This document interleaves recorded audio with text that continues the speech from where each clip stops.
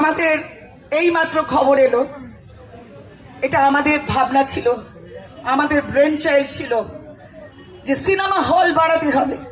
হঠাৎ করে বলছে প্রাইম টাইমে বাংলা সিনেমা চালাতে হবে। আমি যেদিনই শুনেছি সেদিনই ভাবলাম বাংলা সিনেমার কফিনে আরেকটা পেরেক পোতা হলো। ধুরন্ধরের সাথে আমরা কোথায় তাদের টেকনিক্যালিটিস, কোথায় তারা কাজ করেছে। তখনই বলেছিলাম ওই যে মফস্বল থেকে কত মানুষ এসে এখানে মেসিং করে থাকে, তাদের 3 দিন 4 দিন কাজ দেওয়া হয়, তারপর তাদেরকে এক্সপ্লয়েট করা হয় দিনের পর দিন। মুখ বুঝে শুধু আমাকে এসে বলতো দিদি এইটা হয়েছে, দিদি ওইটা হয়েছে। আমি ভেতর অনেক অ্যারেস্টও করিয়েছি, কিন্তু চুপচাপেতে, কারণ এই জায়গাটা নেওয়ার জন্য আমি মাটি কামড়ে পড়েছিলাম।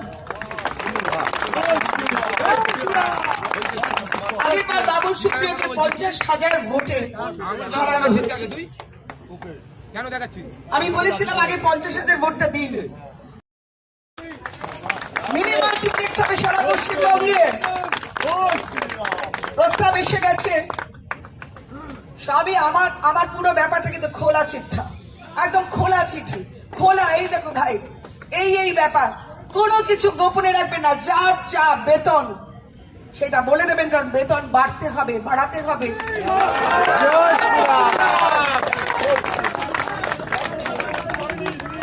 দিদি 5 বছর ধরে বায়না বাড়েনি, 5 বছর ধরে খালি খাটিয়ে করা আছে।